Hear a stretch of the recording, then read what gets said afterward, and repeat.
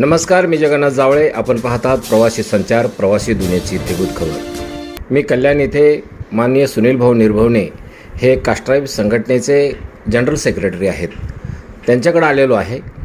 आणि उद्या जो एस टी महामंडळाचा संप होऊ घातलेला आहे, गुणरत्न सदावर्ते यांच्या युनियननी हा संप पुकारलेला आहे.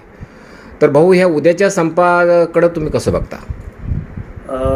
धन्यवाद जावळे साहेब, आपण इथं आलात माझं मत जाणून घेण्यासाठी. त्याबद्दल प्रथमतः मी आपले आभार मानतो.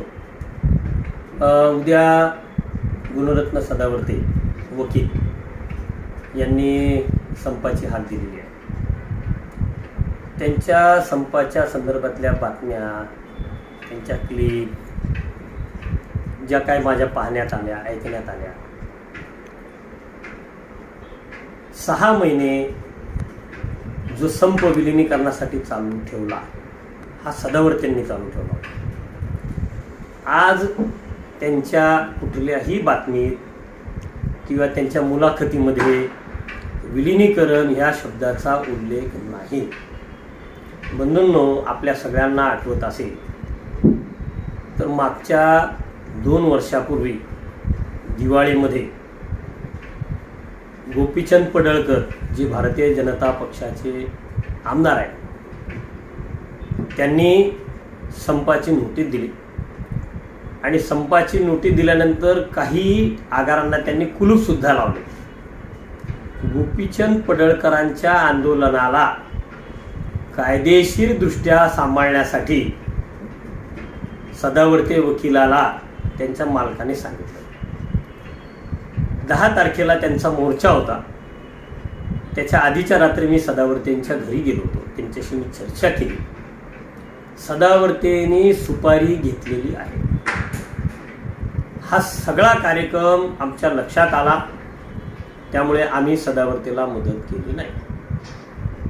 सदावर्ते पडळकरांच्या मदतीला आले. आझाद मैदानात त्यांनी ठाण मांडलं. सरकारने त्यांना आझाद मैदानात का बसू दिलं, मला आजही प्रश्न पडतो. काही आंदोलनकर्त्याला, उपोषणकर्त्याला रात्रीचं तिथं बसू दिलं जात नाही. मग सदावर्तेसाठी कोणी शब्द टाकला, हा खूप महत्त्वाचा विषय. त्या आझाद मैदानामध्ये जवळजवळ 6 महिने सदावर्ते सतत म्हणत होते, डंके की चोट पर विलिनीकरणाशिवाय माघार नाही. गरजवंताला अक्कल नसते, या म्हणीप्रमाणे एस टीचा कामगार ह्या संपामध्ये डंके की चोट पर अक्षरशः अंगावरचे कपडे काढून नाचला. काय झालं, 6 महिन्यात माननीय उच्च न्यायालयाने आदेश दिला. सदावर्तेच्या सांगण्यावर नाही, राज्य शासन आणि एस टी प्रशासनाने ज्या भूमिका मांडल्या कोर्टापुढे की बा आम्ही कुठल्याही कर्मचाऱ्यावर कारवाई करणार नाही, ही सदावर्तेची मागणी नव्हती. हे राज्य शासन आणि एस टी प्रशासनाने दिलेल्या हमीनंतर माननीय उच्च न्यायालयाने तो संप मागे घेण्याची कारवाई करायला लावली. आणि उच्च न्यायालयामध्येच ज्या वेळेला हे सगळं घडलं, सदावर्ते वकील आहे, स्वतःला आंतरराष्ट्रीय पातळीचा वकील म्हणवणारा माणूस, माननीय उच्च न्यायालयाच्या न्यायमूर्तींनी दिलेले आदेश त्यांना जर कळत नसतील तर तिच्यासारखा महामूर्ख कोणी नाही, या मताचा मी. काय केलं, निकालाची 12 पानं गायब झाली. ती आजही कोणाला सापडलेली नाही. आता निकाल तुम्हाला ऑनलाईन दिसतो, मग ती ऑनलाईन पानं फाडली जातील का? तुम्ही मगाशीच म्हटलं, गरजवंताला अक्कल नसते. आमच्या लोकांनी गुलाल उधळला, न्यू उधळली, जल्लोष केला. मग जर तुम्हाला विलिनीकरण माननीय उच्च न्यायालयाने जर जाहीर केलं होतं, तर मग ते विलिनीकरण जाहीर झाल्यानंतर दुसऱ्या दिवशी शरद पवार साहेबांच्या घरावर दगडफेक करण्याची गरज काय होती, हा माझ्यापुढे मोठा प्रश्न आहे. कारण हा कलाटणी देणारा पार्ट आहे. हा जो भाग आहे याच्यातून कलाटणी मिळाली. कारण त्या घटनेनंतर सदावर्ते अटकेत गेले.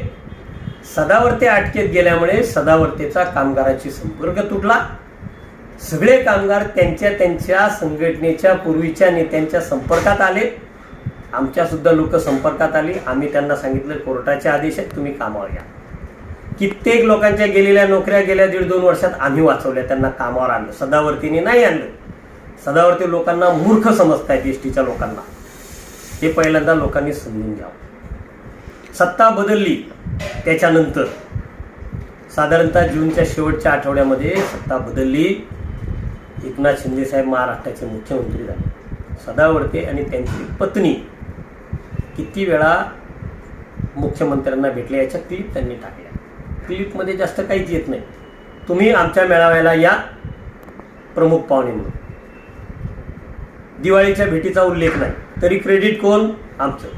माझ्या माहितीप्रमाणे अडीच आणि 5,000चा जो प्रस्ताव राज्य शासनाकडे महामंडळाने पाठवला होता गेल्या वर्षी, त्यावेळेला मुख्यमंत्र्यांनी स्वतःहून तो निर्णय घेतला 5,000 सगळ्यांचा. ते श्रेय मुख्यमंत्र्याचं आहे, सदावर्तेचं नाही. दुसरी गोष्ट, आता जे ते म्हणतायत ना 42% आम्ही दिले, कास्ट्राईब संघटनेने सातत्याने संप संपल्यानंतर ह्या सगळ्या मागण्यांच्यासाठी अगदी वेतन वाढ, घरभाडे भत्त्याचा फरक 2016 पासूनचा बाकी आहे, महागाई भत्ता तो 38 आणि नंतर 42 करण्याची भूमिका, त्याचा फरक आणि वेगवेगळे मुद्दे आहेत. 5,000, 4,000, 2,500चा फरक, त्याच्यामध्ये सुसूत्रता आणावी, त्याच्यात झालेली त्रुटी दुरुस्त करावी. सगळ्या गोष्टीच्या अनुषंगाने कास्ट्राईबने सातत्याने आंदोलनाच्या नोटीस केल्या. ह्या जून महिन्यात सुद्धा आम्ही ज्यावेळेस नोटीस दिलं, माननीय उपाध्यक्ष व्यवस्थापकीय संचालक साहेब चन्ने साहेब यांनी माननीय मुख्यमंत्री एकनाथरावजी शिंदे साहेबांच्या गाडीमध्ये बसून त्यांना ही भूमिका कन्व्हिन्स केल्यानंतर वर्धापन दिनी मुख्यमंत्र्यांनी 38% घोषणा केली होती. आणि सन्माननीय चन्ने साहेबांनी सांगितलं की निर्भवने फक्त तुमच्या कास्ट्राईब संघटनेच्या नोटीसमुळे मी साहेबांना त्यांच्या गाडीत बसून हे सगळं ब्रीफ केलं तुमच्या मागण्याच्या बाबतीत, आणि तेव्हा वर्धापन दिनी ती घोषणा केली. नंतर अर्थ विभागाने त्याला वेळ लावला. नंतर ह्या सगळ्यांचे आंदोलनं हे ते आमच्या नंतर बाकीच्यांनी आंदोलनं केली, आणि सगळ्या आंदोलनांचा परिणाम नंतर 38 झालं, 38 42 झालं. कोणी श्रेय घेण्याचा प्रयत्न करू नये, सदावर्तेने तर अजिबातच घेऊ नये. आता उद्याचा जो संप आहे, सदावर्तेचं असं म्हणणं आहे की एस टीचं जे गाड्या आहेत त्याचा विमा नाही किंवा त्या खिळखिळ्या झालेल्या आहेत, प्रवास करण्यायोग्य नाहीत. याच्याविषयी तुम्ही काय सांगाल? एस टीच्या गाड्यांची परिस्थिती आज वाईट आहे. 10, 12, 15 वर्ष, 14 वर्ष अशा जुन्या गाड्या चालल्या. सरकारने पैसा दिला पाहिजे. गाड्या बदलायच्या आहेत. गाड्या जर बदलल्या तर गाड्या कमी पडतील. एकेकाळी 16, 17, 18,000 ज्या गाड्या होत्या आज 14,000वर आलेल्या आहेत. नवीन गाड्याची येण्याची प्रोसेस सुरू आहे. जुन्या गाड्या बाजूला काढाव्या लागतात, नवीन गाड्या आणाव्या लागतात. ही परिस्थिती ही एक प्रोसेस आहे, एक प्रक्रिया आहे. त्या प्रक्रियेतून वेळ लागणार आहे. त्याला राज्य शासनाने पैसे द्यायचे असतात. राज्य शासनाने एस टी महामंडळ हे राज्य शासनाच्या अंतर्गत उपक्रम आहे, त्यामुळे महामंडळाला मदत करण्याची जबाबदारी राज्य शासनाची आहे, लक्षात घ्या. आणि राज्य शासनाने मदत केली तर नवीन चेस येतील, नवीन गाड्या येतील. सदावर्ते का बोलत नाही त्यांना? आता उद्याचा जो संप आहे, आता दिवाळी जवळ आलेली आहे आणि सर्व लोक गावी निघलेले आहेत, लोकांच्या सुट्ट्या आहेत, आणि हा संप जर झाला तर लोकांची अडचण होईल. त्यांनी रिझर्वेशन केलेले आहेत, तर हे संप जर चिघाळला तर पुढं का म्हणजे काय? सदावर्ते आहे ना, सदावर्ते यांनी मला असं वाटतंय की खाजगी कंत्राटदारांची सुपारी घेतली असेल. कारण मागच्या संपाच्या वेळेला सुद्धा खाजगी कंत्राटदार आपल्या लोकांना जीव घालत होते. का? त्यांच्या गाड्या पळाव्यात आणि आपल्या गाड्या बंद राहाव्यात. हा त्याच्यातला खूप मोठा धोका आहे. खाजगीकरण एस टी महामंडळाचं जर होण्याची दिशा आहे ना, ही सदावर्तेच्या आंदोलनामुळे होते. हा सगळ्यात मोठा धोका आहे. आणि ही भूमिका आहे ना, मी सातत्याने त्यावेळेला सांगितली, आत्ताही सांगितली. आणि सगळ्यात महत्त्वाचं, सदावर्ते कोणाचा माणूस हे जरांगे पाटलांनी सांगितलं, त्यांचा मालक कोण आहे. मग सदावर्तेचा मालक सदावर्तेला आंदोलन करू देईल का? हा माझा सदावर्तेला सवाल आहे की तुझ्या मालकाच्या विरोधात जाण्याची तुझ्यात हिंमत आहे का, ते मला सांग.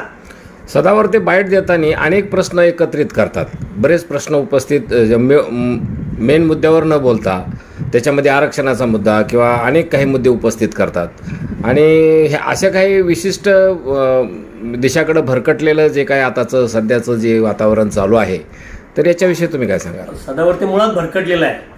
तो JNUची संस्कृती म्हणतो, ती संस्कृती अशी आहे काय? भरकटल्यासारखं बोलतो, कोणाच्या अंगावर काही वाटेल तसं भडकतोरी बोलतो, जय श्रीरामत म्हणतो, हिंदू राष्ट्रच म्हणतो. आपलं देश काय आहे? भारत देश आहे. आता मोदी सरकारने पण काय केलं? भारत देश म्हटलं ना. हा देश हिंदू राष्ट्र झालेला नाही.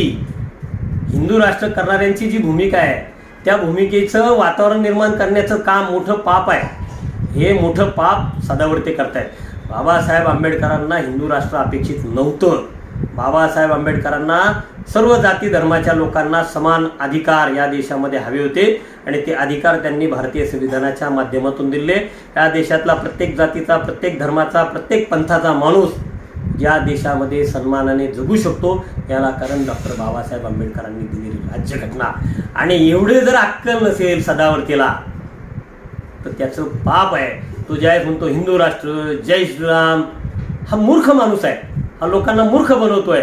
गरजवंताला अक्कल नसते. मी मगाशी म्हटलं 2 वेळा, आमचे एसटीचे कामगार, त्यांना गरज आहे आणि म्हणून ते गरजवंताला अक्कल नसल्यासारखे वागतायत आणि वेड्यासारखे 1 लाख 1 मराठा लाख मराठा समाजाच्या आंदोलनाच्या विरुद्ध याने कोर्टामध्ये केसेस टाकल्यात ना.